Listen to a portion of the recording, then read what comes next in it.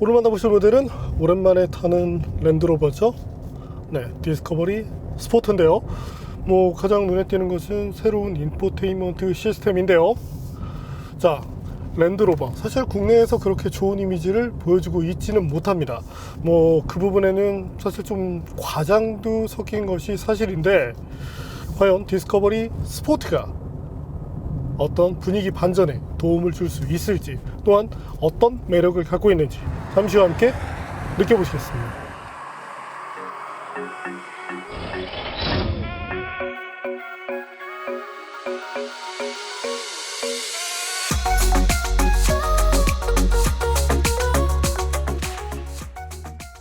프리랜더 뒤를 이은 디스커버리 스포츠가 2세대 모델로 진화했습니다. 랜드로버의 대중화를 이끈 인기 모델인데요. 1세대 모델 대비 디자인 변화는 크지 않습니다.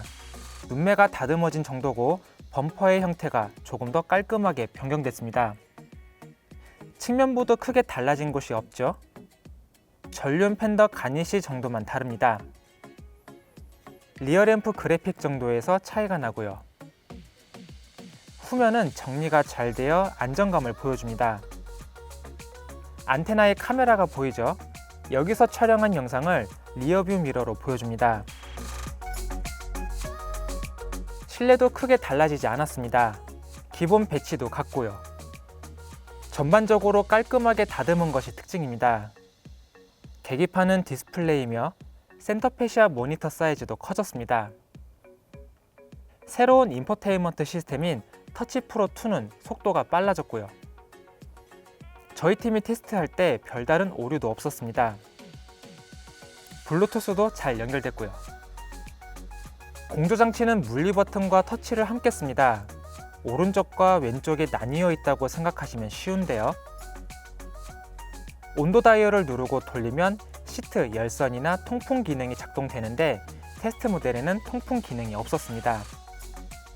온도 다이얼만 돌려 실내 온도 설정을 할 수 있습니다. 송풍 버튼을 누르면 송풍량 조절 모드로 바뀌고요. 옆에 있는 버튼을 눌러 터렌 리스폰스 2 모드를 선택할 수 있습니다. 조합이 복잡해 보이긴 하지만 덕분에 깔끔한 실내 분위기를 연출합니다.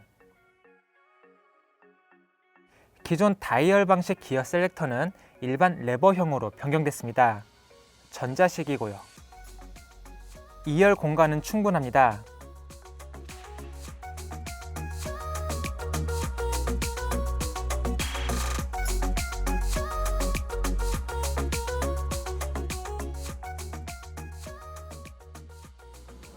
손가락에 대게.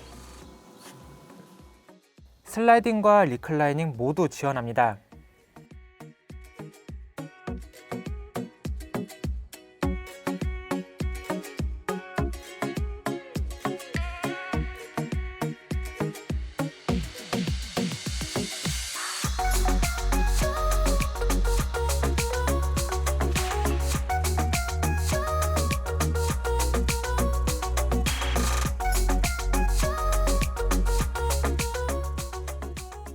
프레임 없이 통유리로 이루어진 글래스 루프도 시원스럽죠?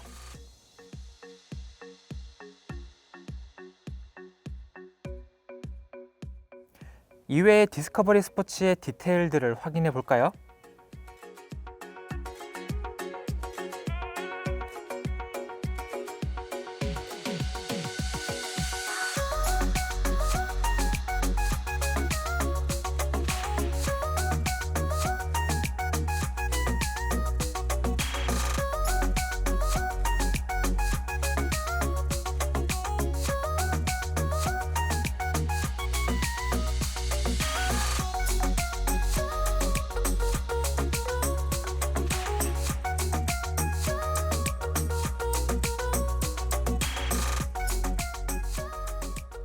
디스커버리 스포츠의 감성 측면의 소리도 확인해 보겠습니다.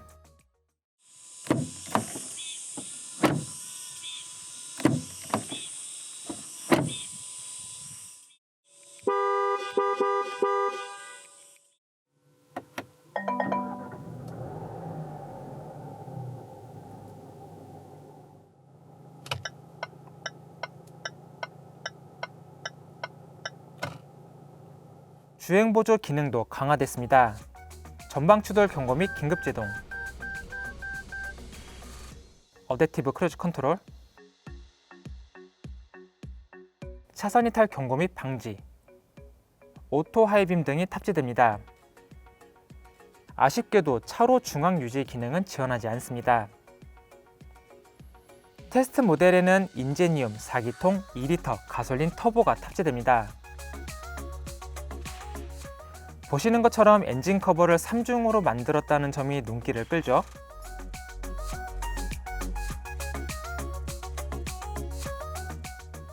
(600mm의) 도각 능력을 위해 공기를 흡입하는 부분도 위를 향하게 했고요. 디스커버리 스포츠가 다시 랜드로버의 이미지를 높일 수 있을지 확인해 보겠습니다.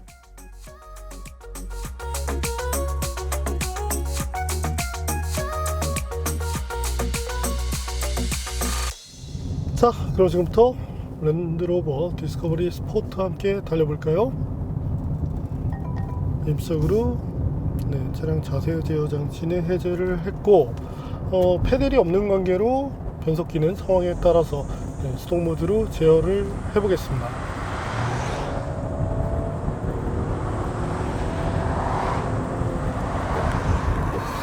좀 이제 특징적인 부분이 있다면, 가속을 해나갈 때 이 저단 부분에서 기어비가 좀 많이 긴 편이거든요. 때문에 다른 차들 같았으면 이미 기어가 넘어갔어야 되는데 너무 오래 한 단의 기어를 물고 있다 보니까 약간은 답답함이 느껴집니다. 차가 나가는 게 답답한 게 아니라 넘어갔어야 되는데 하는 그런 답답함인데, 아쉬움은 아니지만 체감적으로 이런 느낌을 받는다는 점을 참고하실 필요가 있겠고요.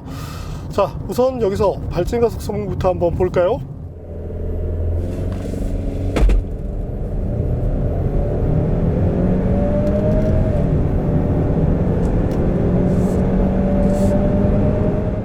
네, 9초대 초반을 마크하고 있는데, 동급 모델과 비교를 한다면 저희가 이제 최근에 테스트했었던 GLC 300 옵션에서 황당함을 보여줬던 GLC 300과 비교를 한다면 좀 많이 늦은 모습을 보여줍니다. 다른 동급 모델 중에 하나로 갈 수 있는 볼보의 XC60과 비교를 해볼까요? 네, 역시 차이가 다소 나죠. 아무래도 이제 두 가지 정도를 꼽을 수가 있게 되는데, 무게 측면에서 조금의 불리함이 있습니다. 자, 세대의 무게를 한번 볼까요? 네, 랜드로버가 가장 무겁죠. 그렇다고 해서 랜드로버가 소재를 아껴 써서 여기서 뭐 한 푼 챙겨볼까 하는 또 그런 브랜드는 아니거든요. 그러니까 소재는 충분히 쓰고 있는데 어떤 그 경량화 측면에 있어서 그것을 신경 쓰기보다는 뭐 좀 좋게 해석하자면 어떤 그 강성 확보 부분, 특히나 이제 랜드로버는 오프로드라든지 이런 환경, 어떤 그 차체의 비틀림 환경을 많이 생각해야 되는 브랜드다 보니까 어떤 그 소재는 넉넉히 쓰고 있지만 차는 다소 무겁다. 네, 이렇게 해석을 할 수 있겠습니다. 근데 제규어는 왜 무겁지? 일단 뭐 제규어도 소재는 좋은 걸 쓰니까요. 소재가 좋아서 무겁다고 일단 해석을 해보고, 일단은 가속대 아무래도 좀 처지는 느낌이 든다고 얘기를 드렸죠. 그리고 두 번째 이제 이유를 꼽자면 그 부분이 기어비에 있지 않나 싶은데요. 너무 저단에서 가져가는 기어비가 길다 보니까 발진 가속 성능 부분에서 다소 좀 손해를 보는 그런 경향이 있습니다. 자, 그렇다면 이 부분도 조금 좋게 해석을 하자면, 오프로드에 들어가서 운전을 할 때 기어비가 너무 타이트하다 보면 여기서 약간의 그런 아쉬움이 생길 수가 있죠. 네, 그 때문인지, 아무래도 이제 랜드로버는 오프로드를 감안해야 되기 때문인지 조금 다른 차들과는 다른 스탠스를 보여주고 있습니다. 다만 2리터 엔진이라고 했을 때 특히나 이 엔진이 수치면에서 딸리지는 않거든요. 자, 최고 출력은 249마력, 최대 토크 또한 37.2kg/cm를 갖고 있는 만큼 어떤 수치적인 성능에서는 큰 아쉬움이 없고, 그렇다고 해서 변속기가 후졌느냐? 네, GFC의 9단을 사용하고 있는데, 물론 이제 9단 자체가 빠르게 세팅이 되어 있지는 않습니다. 하지만 기본적인 어떤 그 수치만 대입해서 바라본다면 아쉬움이 나올 것이 없는데, 역시 무게 그리고 기어비 측면에서 조금은 그런 온로드 주행 기준 아쉬움을 주는 만큼 가속 성능이 그렇게 빠르진 않다. 네, 이렇게 봐주시면 되겠습니다. 하지만 랜드로버를 택하시는 분들이 뭐 어떤 그 가속 성능에 의미를 두고 택하시는 경우는 거의 없거든요. 그러면 이제 SUVR로 넘어가면 되니까 그런 측면으로 봤을 때 뭐 특징은 있지만 조금 처지긴 하지만 그래도 뭐 차의 컨셉으로 봤을 때 타협할 정도는 된다, 이렇게 봐주시면 되겠습니다. 자, 그리고 스티어링 휠을 이렇게 적극적으로 돌리면 그 이후에 뭔가 꿀렁하죠. 자, 다시 해볼까요? 자, 꿀렁. 자, 다시 꿀렁. 네, 자세 제어 장치 DSC를 제가 껐다고 말씀을 드렸지만 하지만 계속적으로 자세 제어 장치는 개입을 해옵니다. 그것도 업계에서 가장 빠른 정도의 민감한 개입을 보여주고 있는데요. 자, 다시 가속 페달, 브레이킹, 턴. 네. 자, 이럴 때마다 계속적으로 개입을 하는데 아무래도 이제 특성상 롤오버, 전복이죠. 이 부분에 이제 대응하기 위해서 상당히 보수적인 셋업을 했다고 봐주시면 됩니다. 자, 그렇다면 디스커버리 스포트만 그렇느냐? 그렇진 않습니다. 대부분의 랜드로버 모델이 그렇거든요. 심지어는 고성능 모델로 가더라도 이 부분에서만큼은 상당히 보수적으로 만들어 놓는 것이 보통이기 때문에 이런 특성을 갖고 있다는 점에 대해서는 인지를 해주실 필요가 있겠네요. 자, 디스커버리 스포트, 그래도 랜드로버 라인업 안에서는 나름대로의 도심 주행, 어떤 그 온로드 주행을 많이 감안한 모델인데 이 모든 세팅 값의 이 본질에는 오프로드가 깔려 있습니다. 때문에 GLC를 비롯해서 BMW X3 또한 볼보 X60 이런 모델과 비교를 한다면 온로드 성능에서의 만족도가 아주 높은 편은 아닌데요.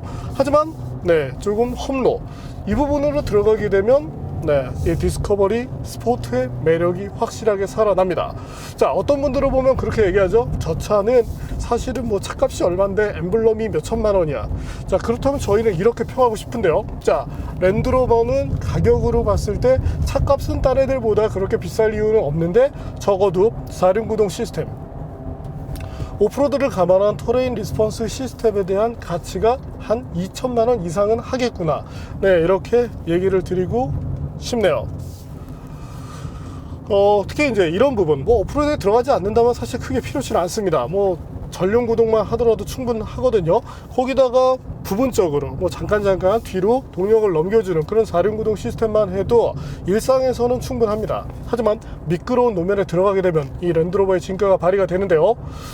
가벼운 오프로드는 뭐 타이어의 성능에 의해서 어느 정도 다들 정복해 나갈 수 있지만 진짜 미끄러운 노면에 빠졌을 때 이 가치가 살아납니다. 저희는 또 그런 경험을 해본 적이 있는데, 자, 다른 모델들이 앞서 온로드 베이스로 가고 있다고 말씀드렸지만 계속적으로 랜드로버를 탈 때 오프로드를 말씀드리고 있죠. 그 오프로드에 대한 어떤 대응 능력, 그것이 랜드로버의 어찌 보면 정체성이고 그를 바탕으로 차를 만들었기 때문에 현재와 같은 특성이 나오고 있다, 이렇게 봐주시면 됩니다. 다만 BMW X3를 비롯해서 뭐 GLC를 타시던 분들이 이쪽으로 넘어오게 되면 온로드 쪽에서는 사실 실망할 부분이 많이 있거든요. 그래서 이건 이 차만이 갖는 특성이다 때문에 이런 점들을 충분히 감안하시고 디스커버리 쪽으로 접근하시는 것을 추천드리고 싶습니다. 일반적인 환경에서 디스커버리 스포트가 갖는 확실한 매력이 있는데요. 바로 승차감이죠. 자, 오프로드라는 환경에 대응하기 위해서 너무 딱딱한 서스펜션을 쓰면 뭐 차에도 조금 무리가 갈 수 있겠지만 운전자도 스트레스를 받게 됩니다. 반면 현재는 부드러운 서스펜션이 기반이 되는 만큼 노면이 거칠어도 불편하지 않거든요. 또한 이를 바탕으로 승차감이 구현되는 만큼 난 그냥 도심에서 탈 거지만 오프로드는 안 가지만 편안하게 그냥 승차감, 그다음 뭐 가속 성능의 빠릿함보다는 마일드한 그런 운전을 할 때 만족감이 높으면 좋겠어, 이런 분들께는 좋은 선택이 될 수 있습니다. 자, 타이어는 피렐리의 스콜피온 시리즈를 쓰고 있는데 이 타이어 역시도 조금 이제 성향 자체가 온로드 퍼포먼스 쪽에 아주 이렇게 오리엔티드 되어 있는 모델은 아니기 때문에 계속적으로 얘기를 드리고 있지만 이 모든 것들이 양쪽 환경을 다 아우르는 그런 설정값을 갖고 있어서 결국에는 이와 같은 타이어를 쓰고 있다, 이렇게 봐주시면 좋겠습니다. 사실 타이어의 성능 자체가 온로드 베이스에서 그렇게 좋은 편은 아니거든요. 그래도 다행인 것은 제동 부분에서는 어느 정도 이 지속성을 보여주었네요. 자, 그렇다면 랜드로버 디스커버리 스포트의 제동 성능을 한번 확인해 볼까요?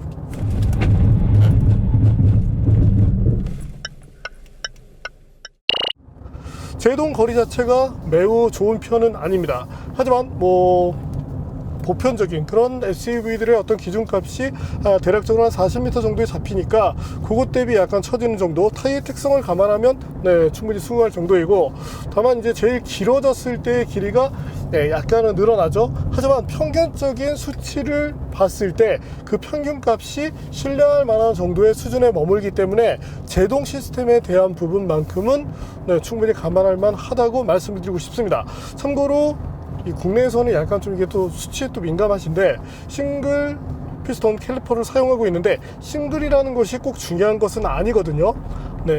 현재 이 어떤 그 시스템의 조화 자체는 잘 이루어져 있기 때문에, 또한 이 차가 막 미친 듯이 달리는 그런 차가 아니기 때문에 어떤 그 결과값으로 놓고 봤을 때, 또한 뭐 조작성을 비롯한 이런 측면으로 놓고 봤을 때 이 차의 컨셉상 전혀 뭐 무리 없는 정도를 보여주고 있다.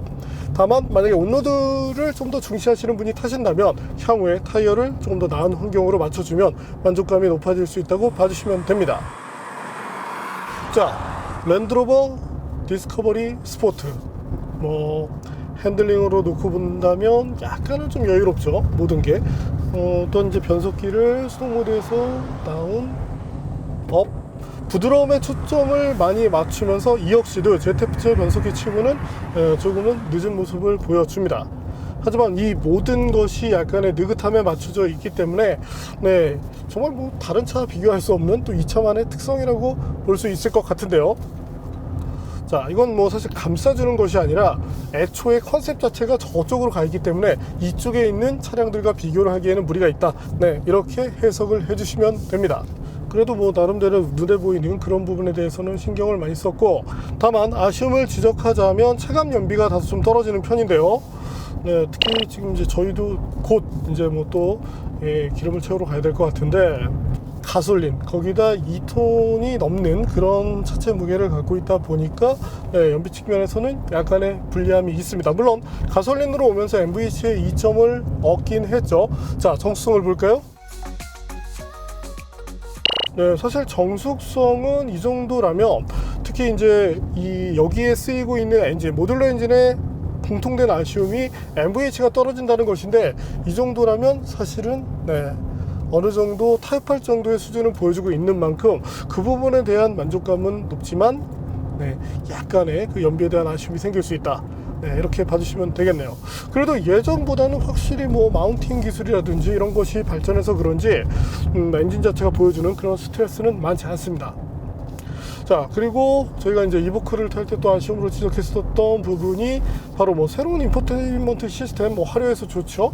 특히 이제 뭐 지금은 조금 타협이 되어 있지만 그 당시에는 좀 더 화려한 그런 모습을 보여주었었습니다. 하지만 인포테인먼트 시스템 자체가 빠르지 않았는데 지금은 충분히 어떤 개선된 속도를 보여주고 있고, 블루투스의 연결이라는 부분이 잘 안 된다고 얘기를 들었는데 다행히 그 부분이 많이 좋아졌습니다. 뭐 이런 부분에 대해서는 지속적으로 계속 개선을 할 필요가 있는데, 어쨌든 현재 모델을 테스트하면서 블루투스 때문에 스트레스를 받지는 않았네요.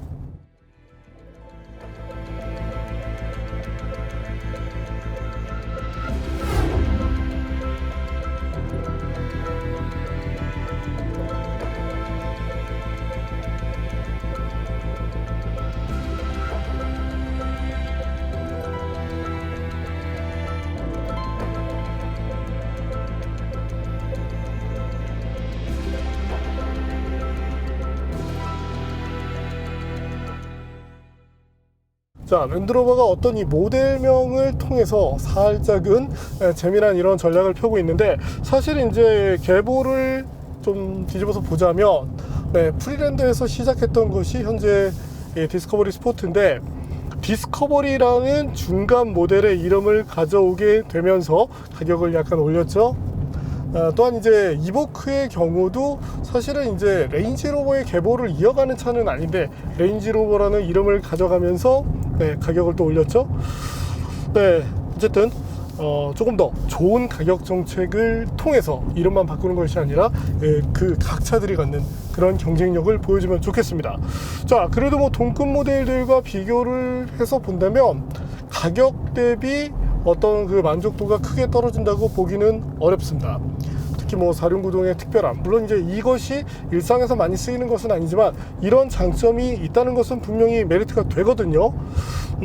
이런 것들을 감안한다면 네, 충분히 자기 노선에서 가치를 하는 차다, 이렇게 얘기를 드리고 싶네요. 자, 제기어 랜드로버, 사실 뭐 더 예전으로 가면 품질에 대한 그런 문제가 많이 있었습니다. 지금도 완벽하다고 얘기를 할 수는 없지만 사실 안타까운 것이, 업계에 있는 사람으로서 안타까운 것이 실제 대비 너무 과장된 측면이 많이 있거든요.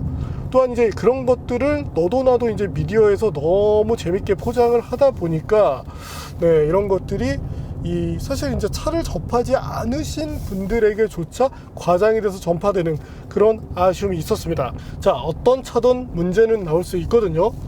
중요한 것은 그거에 대한 케어 부분이죠. 제기어 랜드로버 코리아가 어떤 문제가 나왔을 때 조금 더 적극적인 그런 자세를 보여줄 수 있다면, 적어도 과장된 만큼, 거품이 쌓인 만큼은 네, 어느 정도 해소를 시킬 수 있지 않을까, 네, 그렇게 전망을 해봅니다. 물론 본사 차원에서도 꾸준히 이 품질을 높여줄 필요가 있겠고요.